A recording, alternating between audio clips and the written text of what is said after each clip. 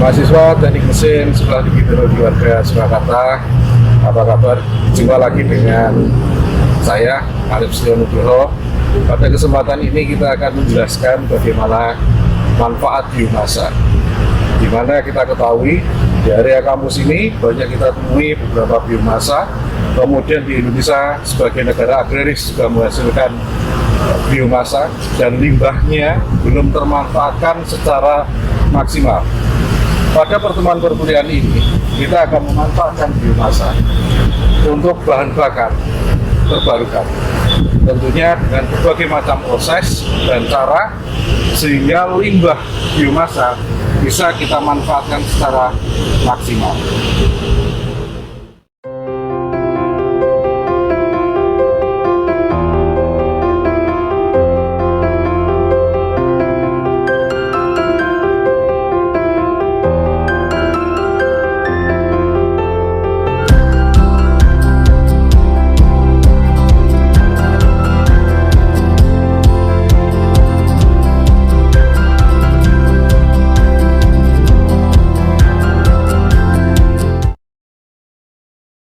Saya ucapkan selamat bergabung pada mahasiswa yang ngambil materi kuliah teori mesin konversi energi. Pada pertemuan hari ini kita akan membahas mengenai pengolahan biomasa menjadi energi terbarukan. Kita tahu energi adalah sesuatu yang bersifat abstrak, yang sulit dibuktikan tetapi dapat dirasakan adanya. Tetapi ada juga yang mendefinisikan energi adalah kemampuan untuk melakukan kerja. Jadi kalau kita lihat sumber-sumber energi yang ada di bumi ini, ada yang tidak bisa didaur ulang atau non-renewable atau depleted energy, dan yang bisa didaur ulang atau renewable energy atau non-depleted energy. Energi yang berasal dari sumber energi yang tidak dapat didaur ulang itu berasal dari fosil atau nuklir. Yang dapat didaur ulang itu bisa dari terestrial maupun ekstraterestrial. Contohnya adalah biomasa, biogas, air, angin, panas bumi. Itu yang berasal dari terestrial. Kemudian dari ekstraterestrial atau di luar bumi, itu contohnya adalah matahari. Di sini adalah yang dimanfaatkan sinar matahari dan panas matahari. Dari air akan menghasilkan beberapa manfaat. Salah satunya untuk pembangkitan energi listrik, yaitu menggunakan PLTA. Air itu diolah dari tenaga air, gelombang laut, kemudian energi pasang surut, kemudian gradien suhu atau gradien temperatur. Jadi ini sumber-sumber energi yang ada di bumi maupun di luar. Kalau kita perhatikan juga biomasa, ini salah satu yang banyak terdapat di Indonesia karena negara kita adalah negara agraris, maka biomasa banyak kita dapatkan, baik yang sudah diolah, sisanya bisa kita olah menjadi energi, maupun biomasa yang belum diolah. Sedangkan biomasa itu adalah bahan organik yang dihasilkan salah satunya melalui proses fotosintetik, baik berupa produk maupun limbah, di dalamnya termasuk kotoran hewan. Biomasa bersifat bisa diperbarui, jadi biomasa adalah bagian dari renewable energy.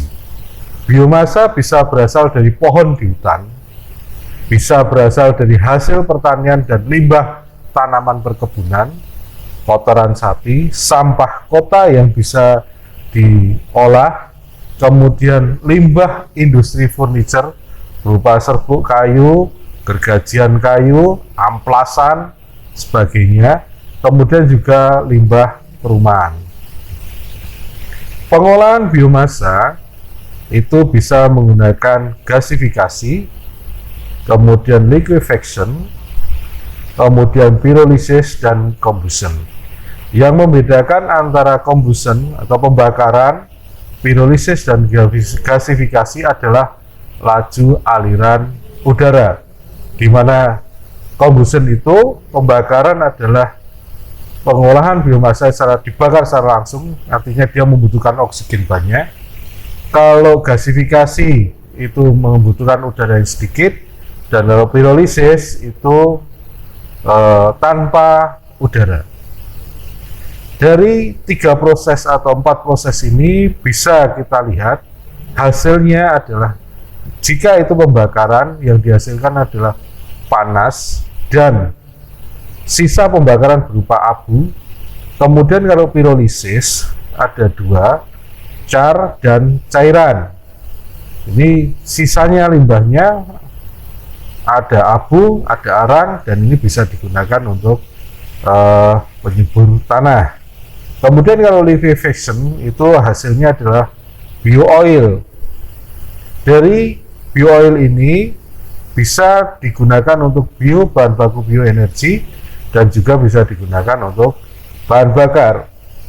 Kalau gasifikasi, hasilnya adalah gas yang paling utama, gas yang bisa dibakar, juga menghasilkan tar, cairan, dan gas. Hasil akhir dari proses gasifikasi atau limbahnya itu berupa abu, cairan. Gasnya bisa dimanfaatkan untuk menggerakkan turbin, kemudian mesin, juga bisa digunakan untuk menghidupkan genset. Kemudian kita masuk ke slide berikutnya adalah pyrolysis. Pyrolysis adalah proses dekomposisi termal yang kompleks dari material organik menjadi molekul yang lebih sederhana tanpa menggunakan udara. Hasilnya adalah gas, permanen gas yang dimaksud di sini adalah CO, CO2, dan CH4. Kemudian dia juga menghasilkan tar atau condensable gas, tapi ini kecil sekali. Kemudian arang atau char. Jadi pyrolysis ini hasil utamanya arang, juga cairan atau minyak. Berdasarkan laju pemanasan, pyrolysis dibagi menjadi 2, fast pyrolysis atau pyrolysis cepat, slow pyrolysis atau pyrolysis lambat. Apa yang membedakan antara fast pyrolysis dan slow pyrolysis? Fast pyrolysis atau pyrolysis cepat jika laju pemanasannya lebih dari 100 derajat Kelvin per menit. Produk cairnya lebih banyak, 75%, charnya 12%, arangnya 12%, dan gas 13%. Kemudian kalau slow pyrolysis atau pyrolysis lambat, jika laju pemanasannya kurang, kalau yang fast itu lebih, ya ini kurang dari 100 derajat Kelvin per menit. Produk cairnya 30% adalah cairan, arangnya 35%, dan gasnya 35%. Sehingga bisa dilihat dari gasnya banyak yang terbuang. Kemudian kalau yang itu yang slow pyrolysis, kemudian kalau yang fast pyrolysis itu cairannya yang lebih banyak dibandingkan produk yang lainnya. Berikutnya adalah gasifikasi. Gasifikasi adalah proses konversi bahan bakar menjadi gas yang bisa terbakar atau mampu bakar melalui termokimia dengan menggunakan sejumlah oksigen yang kurang dari stoikiometri. Tahapan gasifikasi yang pertama adalah terjadinya proses pyrolysis yang diawali dengan proses pemanasan awal. Tahap pengeringan, di mana di dalam tahapan pemanasan awal ini adalah tahap pengeringan, dan tahap pemanasan lanjut. Tahap kedua, tahap proses terjadinya pembakaran. Tahap ini volatil dan sebagian arang bereaksi dengan oksigen membentuk CO dan CO2 serta menghasilkan panas. Jadi di proses tahapan kedua dalam proses gasifikasi, setelah proses pertama yaitu proses pemanasan awal dan pengeringan, dilanjutkan pemanasan lanjut, yaitu tahapan kedua, proses di mana tahapan ini volatil, jadi bisa terbang, dan sebagian arang, karena tadi sudah ada pemanasan awal dan tahap pengeringan, mungkin ada proses selanjutnya pemanasan lanjut menghasilkan arang. Nah, arang ini bereaksi dengan oksigen, walaupun oksigennya kecil, dia akan bereaksi dan membentuk CO atau karbon monoksida dan karbon dioksida serta menghasilkan panas. Panas di sini digunakan untuk tahap berikutnya, yaitu tahap gasifikasi.